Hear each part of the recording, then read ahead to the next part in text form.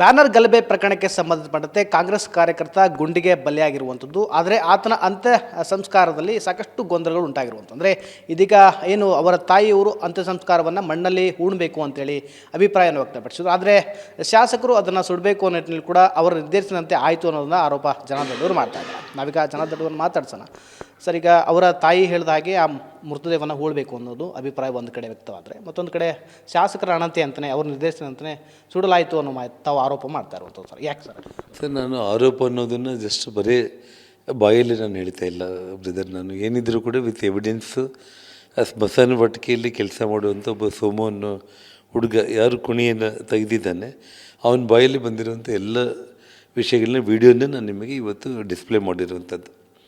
So ಸ್ಪಷ್ಟವಾಗಿ ಹೇಳಿದ್ದೇನೆ. ಹುಡುಗ ಅವರ ತಾಯಿ ರಾಜಶೇಖರ್ ಮೃತಪಟ್ಟಿದ ತಕ್ಷಣ ಅವರ ತಾಯಿ ರಘು ಅನ್ನೋರ ಮೂಲಕ ಸೋಮುಗೆ ತಿಳಿಸಿ ವಿಡಿಯೋ ಕಾಲಲ್ಲಿ ನೋಡ್ರಿ, ಆ ತಾಯಿಯ ಮೇಲೆ ಆ ಗಂಡನ ಮೇಲೆ ಆ ಪ್ರೀತಿ ಅನ್ನೋದಿರುತ್ತೆ.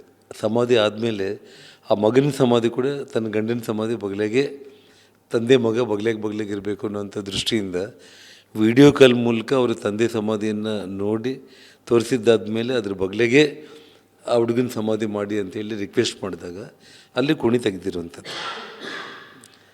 ಅದಾದ ನಂತರ ಕುಣಿ ತೆಗೆದಾದ್ಮೇಲೆ ಅಲ್ಲಿಗೆ ಪೊಲೀಸರು ಬರ್ತಾರೆ. ಈ ಸೋಮು ಫೋನ್ ನಂಬರ್ ತೊಗೊತಾರೆ, ಕುಣಿ ತೆಗೆದಿರೋ ಒಂದು ಪೊಲೀಸ್ ಪ್ರೊಸೀಜರ್ ಇದೆಲ್ಲ ಕೂಡ. ಫೋಟೋ ತೆಗಿತಾರೆ, ವಿಡಿಯೋ ತೆಗಿತಾರೆ, ಎಲ್ಲ ರೆಕಾರ್ಡ್ಸ್ ಎಲ್ಲ ಕೂಡ ಮಾಡಿಕೊಂಡು ವಿಡಿಯೋ ಫೋಟೋ ರೆಕಾರ್ಡಿಂಗ್ ಎಲ್ಲ ತೊಗೊಂಡ್ಬಿಟ್ಟು ಹೋಗಿದ್ದಾರೆ. ಸ್ವಲ್ಪ ಹೊತ್ತಿಗೆ ಮತ್ತೆ ರಘು ಫೋನ್ ಮಾಡಿಬಿಟ್ಟು ಸೋಮುಗೆ, ಇಲ್ಲಪ್ಪ ಕುಣಿ ಮುಚ್ಚಿಬಿಟ್ಟು, ಕಾರಣ ಏನಂತಂದರೆ ಅದು ಅವರೇನು ಸುಡಬೇಕಂತ ಸಾರ್ ಹೇಳಿದ್ದಾರೆ ಅಂತಲೇ ಹೇಳ್ತಾರೆ. ಸರ್ ಅಂದರೆ ಯಾರು ಸರ್? ಸರ್ ಅಂದರೆ ಯಾರು? ಅದರ ಇವಾಗ ಆ ವಿಡಿಯೋದಲ್ಲಿ ನೀವು ಮುಂದುವರೆದ ಭಾಗವಾಗಿ ಮತ್ತು MLA ಅನ್ನೋ ವಿಷಯ ಕೂಡ ಆ ಹುಡುಗ ಬಳಸ್ತಾನೆ. ಯಾರು? ಸೋಮು. ಅಂದರೆ ಯಾರು MLA ಹೇಳಿದ್ದಾರೆ, ಫಸ್ಟು ಸಾರ್ ಹೇಳಿದ್ದಾರೆ, ಯಾವುದೇ ಕಾರಣಕ್ಕೂ ಕೂಡ ಕುಣಿ ಇಮಿಡಿಯೇಟಾಗಿ ಮುಚ್ಚಿಬಿಡ್ರಿ, ಬಾಡಿ ನಾವು ಸುಡ್ತಾ ಇದ್ದೀವಿ ಅಂತೇಳಿ ಹೇಳ್ತಾರೆ. ತಾಯಿ ಹೇಳಿದ್ದಾರೆ, ಅವರೇನೋ ಕನ್ಫ್ಯೂಷನ್ ಆಗಿ ಕುಣಿ ತೆಗಿ ಅಂತ ಹೇಳಿದರು. ಇವಾಗ ಅವ್ರನ್ನ ಸುಡಬೇಕಂತ ತೀರ್ಮಾನ ಮಾಡಿದ್ದಾರೆ ಅನ್ನೋ ಮಾತು ಹೇಳಲ್ಲ. ಸೊ ಸಾರ್ ಹೇಳಿದ್ದಾರೆ ಅಂತೇಳಿ ಹೇಳ್ತಾನೆ. ಮುಂದುವರೆದ ಭಾಗವಾಗಿ MLA ಅಂತಲೂ ಹೇಳ್ತಾನೆ. MLA ಅವ್ರು ಹೇಳಿದ್ದಾರೆ, ಇಲ್ಲ ಮುಚ್ಚಿಬಿಡ್ರಿ ಅಂತೇಳಿ.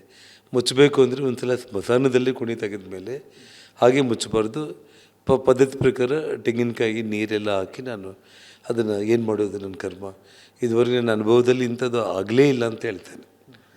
ಇದುವರೆಗೂ ಯಾಕಂದರೆ ಒಂದು ಮನುಷ್ಯ ಡೆತ್ ಆದಮೇಲೆ ಕುಟುಂಬಸ್ಥರು ಬಂದು ಹೇಳಿದ ಮೇಲೇ ಕುಣಿ ತೆಗಿಬೇಕಾ ಸುಡಿಬೇಕಾ ಅಂತ ಹೇಳಿದ ಮೇಲೇ ಪ್ರೊಸೀಜರ್ ಸ್ಟಾರ್ಟ್ ಮಾಡ್ತಾರೆ.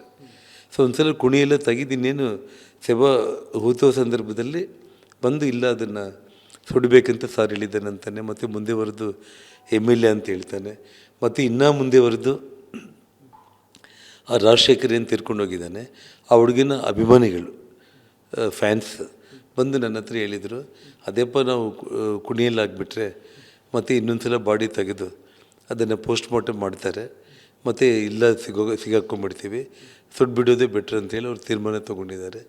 ಆಯ್ತು, ಇನ್ನು ದೊಡ್ಡವ್ರ ತೀರ್ಮಾನ ತೊಗೊಂಡ್ರೆ ನಾವೀಗೇನು ಮಾಡಲಿಕ್ಕಾಗುತ್ತೆ, ಅವ್ರವ್ರ ಕಷ್ಟ, ಅವ್ರ ಕುಟುಂಬಸ್ಥರು ಪಾಪ ಅಂತೇಳಿ ಅವನು ನೋವು ವ್ಯಕ್ತಪಡಿಸ್ತಾನೆ.